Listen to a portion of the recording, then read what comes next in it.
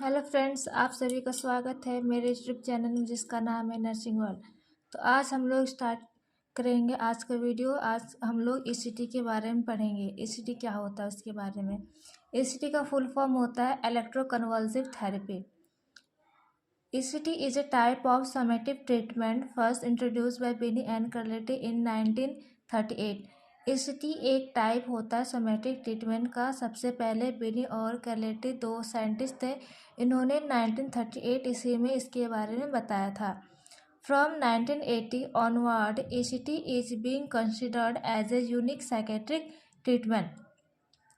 1980 के बाद ECT को यूनिक साइकेट्री ट्रीटमेंट कंसिडर किया गया।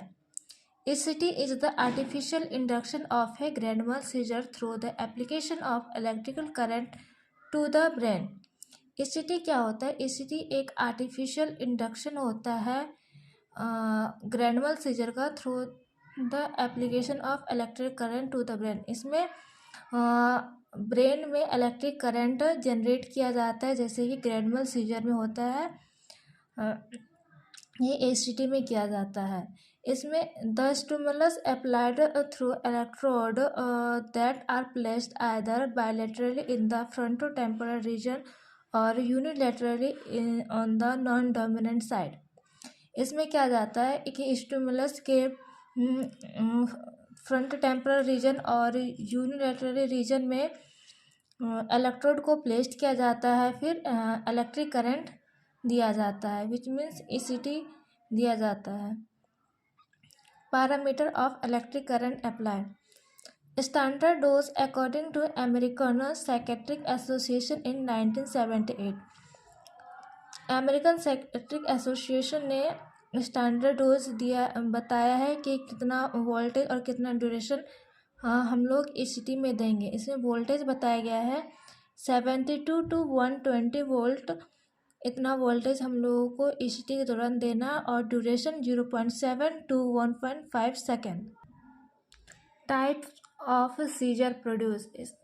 ग्रैंड mal सीजर इसमें दो टाइप के होते हैं, tonic phase lasting for 10 to 15 second और clonic phase lasting for 30 to 60 second. Types of ECT दो टाइप्स के होते हैं, डायरेक्ट ECT और modified ECT। Direct ECT in this ECT is given in the absence of anesthesia and muscular relaxation. This is not commonly used method now। Direct ECT में क्या होता है? इसमें बिना एनेस्थीसिया और मस्कुलर रिलैक्सेशन के हम लोग देते हैं और ये अभी कॉमनली यूज मेथड नहीं है। Modified ECT। Here ECT is modified by drug induced muscular relaxation and the general anesthesia। इसमें हम लोग डायरेक्ट ECT नहीं देते हैं। इसमें पेशेंट को मस्कुलर रिलैक्सेशन और जनरल एनेस्थीसिया देने के बाद ही हम लोग ECT देते हैं। Application of electrode. Bilateral ECT।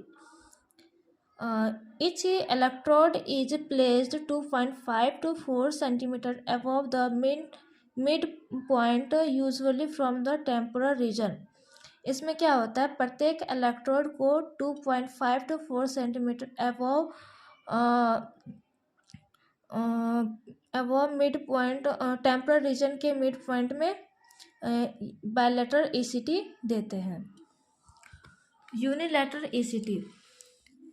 Electrode are placed only one side of the head, usually non-dominant side। इसमें क्या होता है?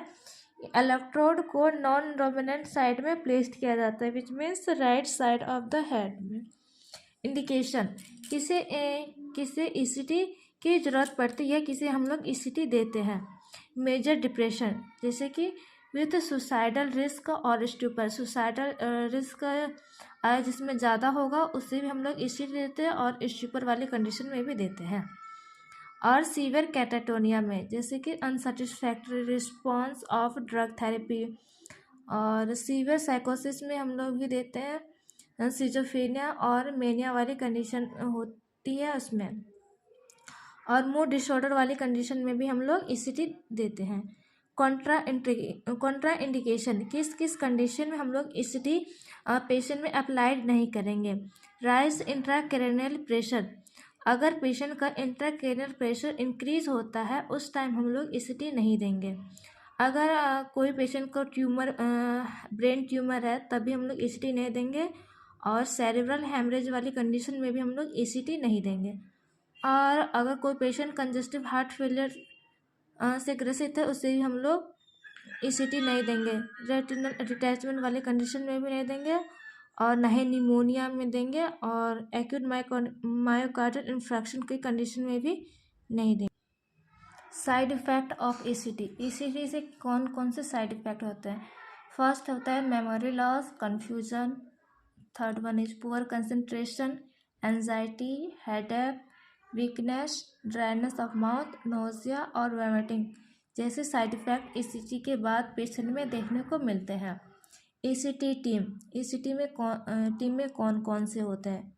साइकेट्रिस्ट होते हैं, anaesthesiologist, trend nurse and AIDS which means nursing assistant should be involved in the administration of ECT।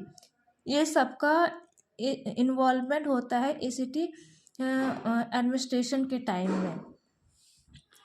Role of nurse में pre interaction evolution में detail medical and psychiatric history including history of allergy. इसमें हम लोग उनका medical और psychiatric history collect करते हैं और इसके इंक्लूडिंग हम लोग करते हैं इसमें एलर्जी का, अगर कोई पेशेंट में एलर्जी रिस्पॉन्स है तो उसको भी चेक करते हैं। Assessment of patient and families knowledge of indication, side effects and associated with ECT। Assess करेंगे पेशेंट और उसकी फैमिली को कि वो ECT के बारे में कितना जानते हैं, उसके इंडिकेशन को जानते हैं या नहीं, साइड इफ़ेक्ट या उसके ECT के क्या क्या रिस्क फैक्टर होते हैं उसके बारे में। An inform consent should be taken, और एक इन्फॉर्म कंसेंट भी पेशेंट से हम लोग लेते हैं। Patient should be no empty stomach for 4 to 6 hour prior to ECT। हम लोग पेशेंट को भूखा नहीं रखेंगे 4 से 6 घंटे 4 से 6 घंटे पहले तक, जब तक कि ECT उससे ना हो जाए, ECT उसे नहीं दिया जा सके। Head shampooing in the morning since oil because impedance of passage of electricity to the brain। हम लोग पेशेंट का देखें कि ऑयलिंग के बाद हेड मतलब बाल धोए हैं या नहीं। अगर ऐसा नहीं करते हैं तो उनके हेयर बाल के अकॉर्डिंग इलेक्ट्रिक करंट उनके ब्रेन में जा सकता है। Any jewellery, contact lens, metallic object and tight clothing should be removed from the patient body। अगर पेशेंट कोई ज्वेलरी या कॉन्टैक्ट लेंस या कोई भी मेटालिक ऑब्जेक्ट या टाइट क्लॉथ वेयर किया है तो उसे हम लोग रिमूव करने के लिए बोलेंगे पेशेंट से। अगर वो नहीं कर पाता है तो खुद नर्स करती है। Administration of 0.6 mg atropine IM और IV just before ECT। ECT से पहले पेशेंट में 0.5 mg एट्रोपिन देते हैं। Intra procedure care, place the patient comfortable on the ECT table in supine position. इसमें हम लोग पेशेंट को कंफर्टेबली ECT टेबल में सुपाइन पोजीशन में लिटा देते हैं। उसके बाद सेकेंड वन है stay with patient to decrease anxiety and fear. Patient के साथ रहती है नर्स ताकि पेशेंट के एंजाइटी और फियर को कम कर सके। Assist in administrating the anaesthetic agent thiopental और sodium and muscle relaxant succinylcholine. Assist करेंगे जब हम लोग एनेस्थेटिक एजेंट पेशेंट में एडमिनिस्टर करते हैं तब। Monitor voltage intensity and duration of electrical stimulus given. अगर हम लोग कोई इलेक्ट्रिकल स्टिमुलस पेशेंट को दे रहे हैं तो उनके वोल्टेज इंटेंसिटी और ड्यूरेशन को मॉनिटर करेंगे।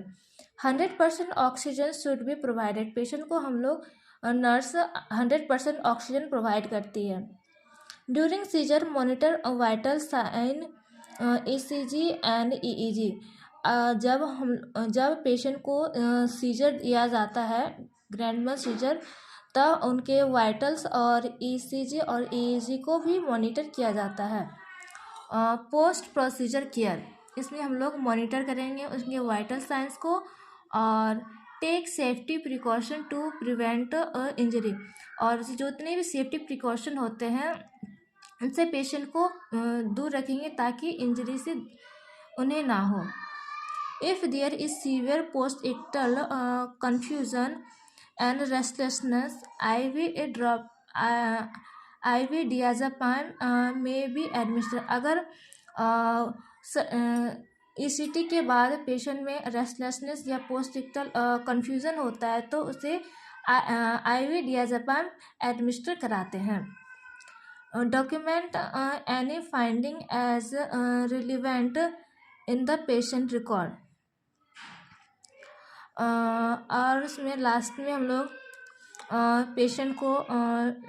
पेशेंट का रिकॉर्ड रखा जाता है और जो भी डॉक्यूमेंट उनके रहते हैं उन्हें वापस कर दिया जाता है। Thank you. अगर आपको वीडियो अच्छी लगे तो ज़रूर सब्सक्राइब करें चैनल।